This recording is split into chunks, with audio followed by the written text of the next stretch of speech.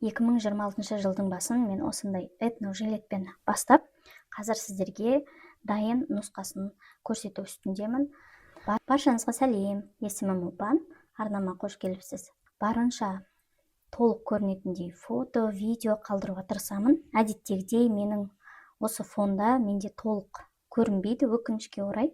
Алдағы уақытта мен толық көрінетіндей фон қарастырамын, және әзірге қазірдің үстінде қарастыру жолындамын. Ең бірінші жіп жайлы ақпарат беріп кетейін. Мен бұл жіпті Тему қосымшасы арқылы алғанмын, және алдыңғы влогтарда да сіздерге айтып көрсетіп кеттім. Егер арнама жаңадан қосылып отырсаңыз, онда тағы да бір осы жіп жайлы айтып кетейін. Қосымша фото салып кетемін. Бұл жіпті мен өзім алғаш рет көрдім және алғаш рет қолданып тұрмын. Бұл жердегі Танк Yarns фирмасының жібі. Бұл біздегі мен көріп жүрген Ленг фирмасына ұқсайды жазуы. Мен соған ұқсас болғаннан кейін алып көргім келді, қолдану барысында қалай болатынын. Бұл жерде бізде 75% меринос, қалған 25% нейлон, синтетика. Бұл жерде мерино 200 деп тұрса, демек метражы 200, нақты қанша метраж екен білмедім, салмағы 50 грамм. Одан кейін бізде қандай ілмекбіз, инебіз қолдануға болатын кеңес берілген.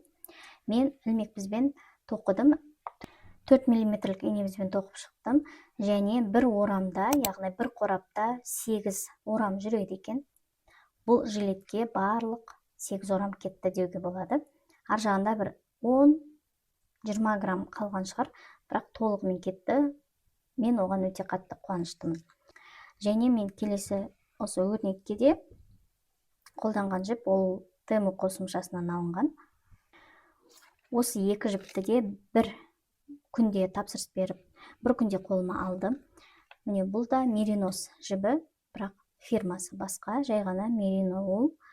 Және бұл жерде 90% меринос, 10% полиэстер. Бұл да полиэстер деген бізде синтетика болып табылады. Бұл жерде 50 грамм салмағы жазылған екен, бірақ метражын білмедім. Мүмкін сол метражы 200-ге жуық шығар.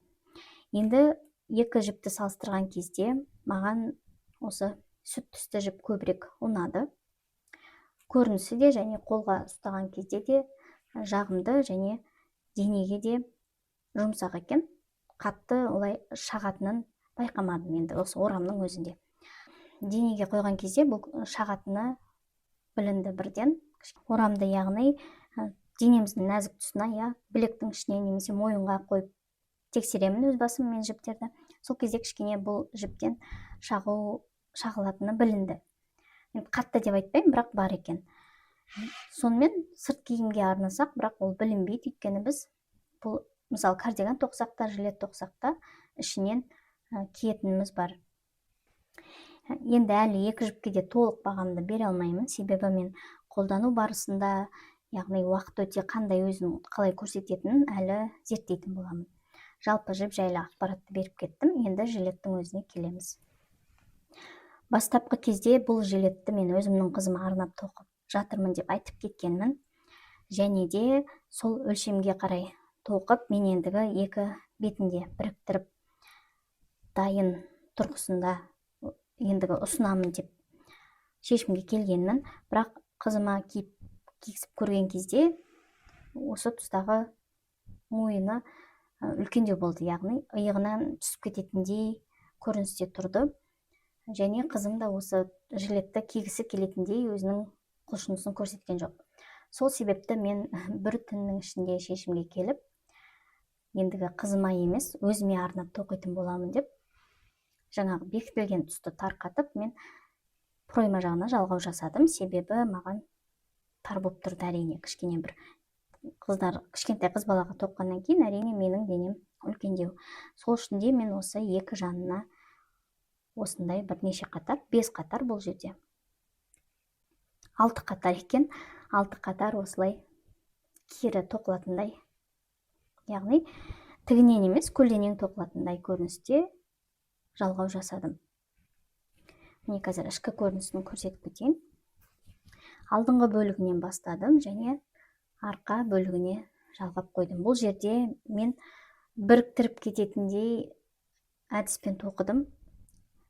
Соединительные петли деп айтылады.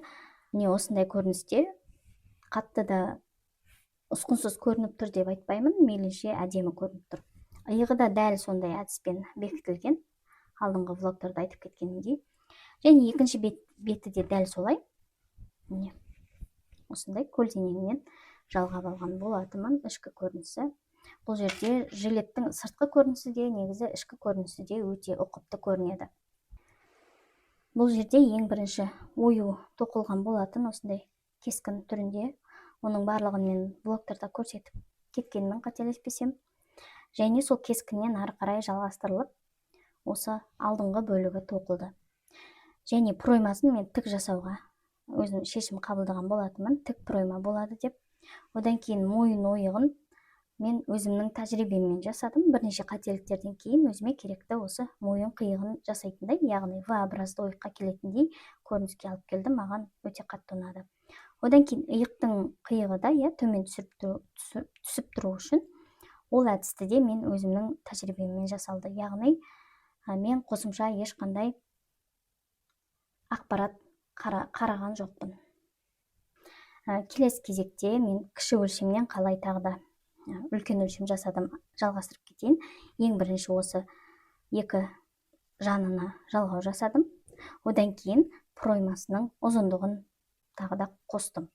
Бұл жерде мен кіші, яғни қыз балаға арнап тоқып жатқан кезде 16 сантиметр болған, ал қазір менде 20-22 сантиметрге дейін ұзарттым.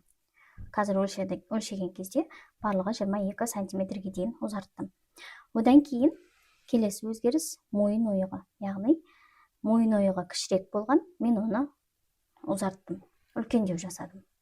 Менің мойнымды қысып тұрмас үшін, яғни арқа бөлігінде осындай тағы да ілмектер қостым. Қателеспесем, бір 10 ілмектей қосқан шығармын. Сол кезде менде иығына қалдырған әрине осы ілмектің ұзындығы қысқарып қалды. Басында маған бұл жіңішке сияқты болып көрінді, иығына қалдырған осы аралық. Мен бұл аралықты да түзеткім келді, яғни кішкене жалпақтау жасаймын деп, 4-5 мына жақтан осы бергі бетінен 5 қатар қосамын деп, жаңағы көлденең көріністе қосып көрдім. Бірнеше тарқатып, қайтадан жасап көрдім, бірақ маған көрінісі ұнаған жоқ. Төмен жағындағы осы бөлігіне іліп отырып қостым, маған көрінісі мүлде ұнаған жоқ. Содан кейін қарасам, өте де қатты жіңішке емес екен, және маған жалпақтың қажеті жоқ. Өте әдемі көрініп тұр. Өзім біріктіргеннен кейін көзім жетті, және осы шетіне мен кішкене жиегін тағы да 1-2 қатар тоқимын. Сол кезде керекті өлшем шығады деп қалдырдым. Бұл жерде менде барлығы 10 ілмек. Ары қарай мен ешқандай өзгеріс жасаған жоқпын. Сәл ғана жилет ұзарды, маған сол жеткілікті болды. Қатты ұзын демеймін. Жилет ұзындығы 42 сантиметрді құрайды екен. Жилет ұзындығы 42 сантиметр. Қазір видео түсіріп тұрып, өзімде өлшеп көріп жатырмын, және бұл ұзындық маған өте қатты ұнады. Яғни белге дейінгі ұзындық. Өте ерекше көрінеді. Бұл менде әрине үйге арналған жилет болады. Себебі мен көп уақытым үйде өтеді. Және сыртқа шыққанда мен бұлай ашық түстегі және әрленген киімдерді кимеуге тырысамын, өзімнің стиліме байланысты. Енді келесі кезекте жиегін айтып кеткім келіп тұр. Бұл жерде мен жиегінің өзім жасағаным өзіме қатты ұнап тұр. Қазір қосымша тағы да видео арқылы көрсетіп кетуге тырысамын. Міне әзірге осындай көріністе көрсетіп кетейін. Түгел мен осы жиегін жүргізіп шыққан болатынмын. Мойын ойығы, алдыңғы бөліктері және де осы төменгі бөлігін осындай көріністе жасап шықтым. Бұл көрініс бізде айкорд әдісімен әрленген сияқты болып көрінеді. Өзім сол айкорд әдісіне ұқсатып тұрмын. Тоқып біткеннен кейін, яғни жиегін өте әдемі көрінеді. және жилеттің толық дайын екені де көрінісі, яғни білініп тұрады. Енді бұл жиекті мен осы проймасына да жасағым келді. Жасап көрдім басында, яғни бір қатар тоқып көрдім, бірақ одан кейін маған жіп те жетпеді, яғни кішкентай үзік жіптер қалды. Мен ол жіптерді қосып қиындатқым келмеді, және де бұл проймасының өзінің көрінісі маған ұнады негізі. Осы көріністің өзі бір ерекшелік беріп тұр. Барлық тұсы бірдей болғанша, менің өзімнің көзқарасымен кішкене өзгеріс болып тұрған, өте ерекше көрінетін сияқты. Әр детальді жеке-жеке қарағым келіп тұрады, дайын бұйымда. Сол сияқты сол көріністе қалдырдым.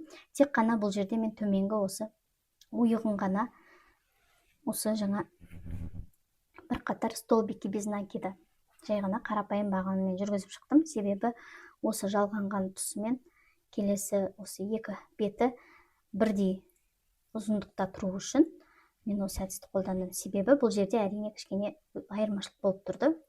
Мына тұсы келіп, кішкене төмен қарай түсіп деген сияқты сондай ойық болып тұрды. Енді барлығы бірдей көрініп тұр. Көрінісі маған өте қатты ұнады. Бұл айкорд көрінісін қалай жасадым, мен оны алдағы уақытта шығарғым келеді. Мүмкін енді білетін шығарсыздар, ешкімге құпия емес, мүмкін көріп те жүрген шығарсыздар.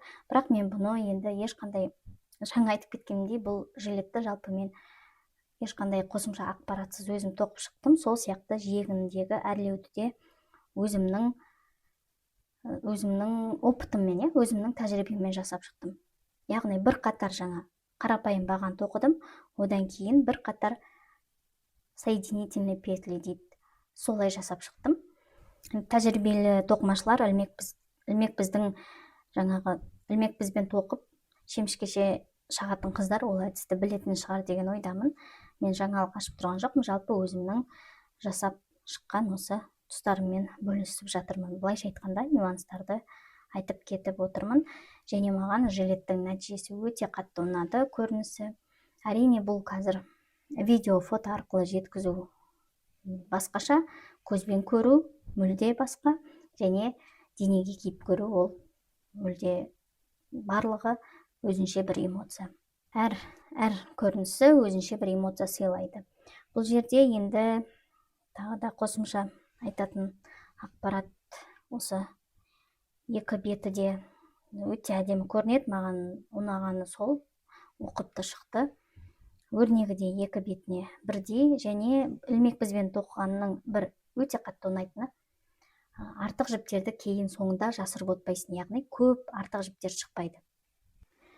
Жіптің ұшын бірден тоқу барысында ешқандай қиындықсыз жасырып кетіп қиып отырасың. Тек қана осы басталған тұсты және осы аяқталған тұстарында ғана қалған ұштары болмаса, бұлай көп жаңағы инебізбен тоққан сияқты көп жасырып отырудың қажеті жоқ. Өте қатты ұнайды.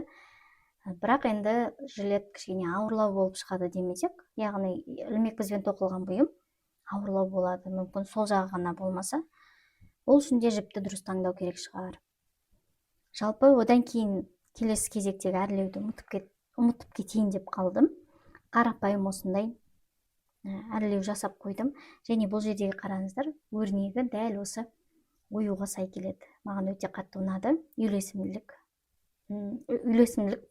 100%. Бұл жиегіне ілетін әшекей бұйымдары деп айтайын. Осындай кезде ауызға сөз түспейді ғой, атауы ұмытып қаласың.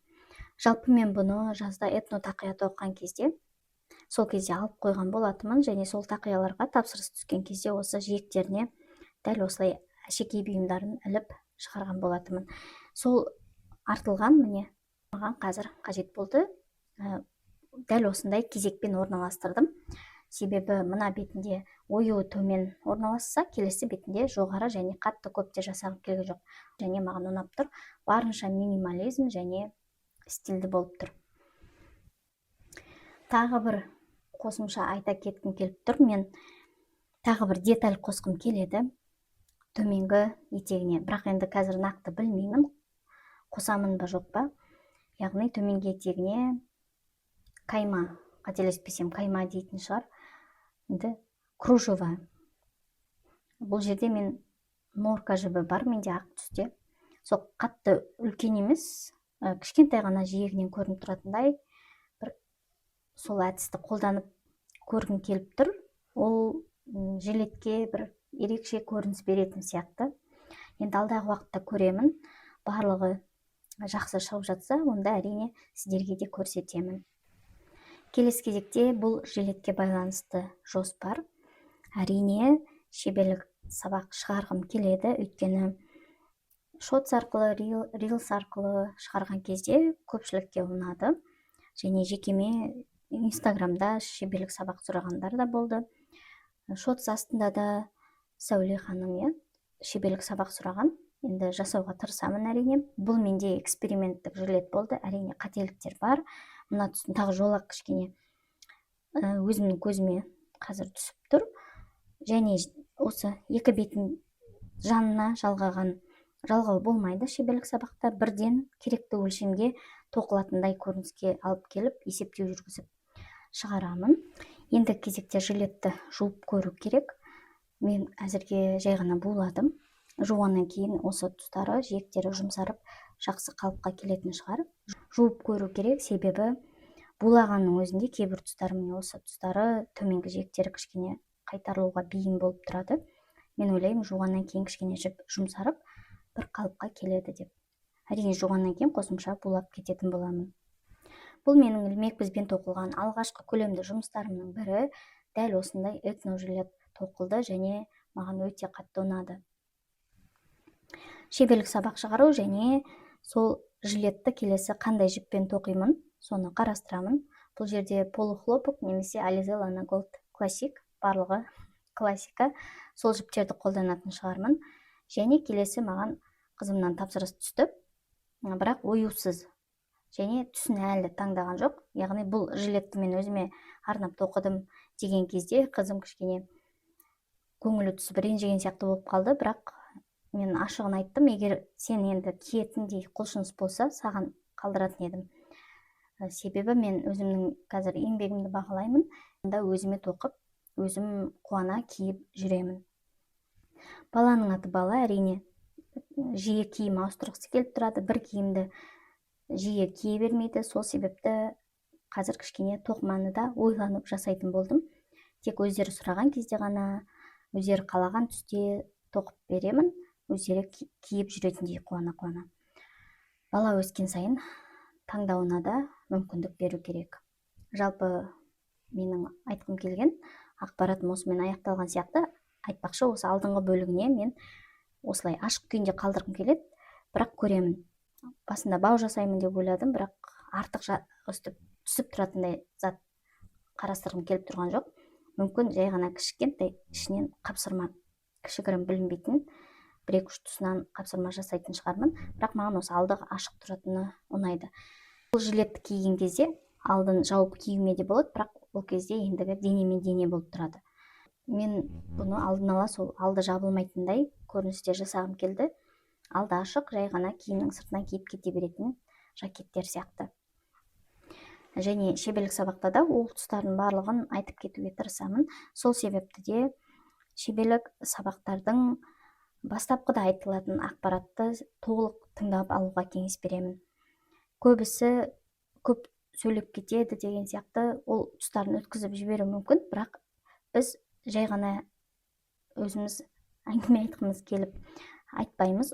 Ол ақпараттың барлығы маңызды болғаннан кейін кез келген нюанстың барлығын сол шеберлік сабақтың басында айтып кетуге тырысамыз. Жалпы менің өзімнің тактикам солай. Сол себепті де шеберлік сабағымды егер тоқимын деген тоқып жатқан жандар болса, білетін шығар, шеберлік сабақтың басында көп ақпаратты айтып кетемін. Сол сияқты осы жилетке сабақ шыққан кезде де бастапқыда мен бірінші осы жилет жайлы толық ақпаратты, есептеу жолын, барлық нюанстарын айтып кетіп, содан кейін барып қана тоқылу жолын көрсететін боламын. Барлық ақпаратты айтып, сіздерге жилетті толық таныстырып кеткен сияқтымын. Ұмытылып қалмады деген ойдамын. Жалпы маған нәтижесі өте қатты ұнады, өзім өте қуаныштымын. Әрине ертең енді өзім төркініме барамын, сол кезде киіп барамын деген жоспарым бар. Сіздерге қалай шықты? Қосымша комментарийға жаза кетіңіздер. Мүмкін ойларыңыз бар шығар, өзгертетін тұстары, сіздердің де көзқарастарыңызбен қарап көрейік. Сол сияқты арнам пайдалы болса, егер әлі тіркелмеген болсаңыз, тіркеліп кетіңіз, және де тоқымаға қызығатын досыңызбен бөлісіп кетуіңізді сұраймын. Назарыңызға рахмет. Келесі видеоларда кездескенше сау болыңыз. Сіздермен болған мен Ұлпан.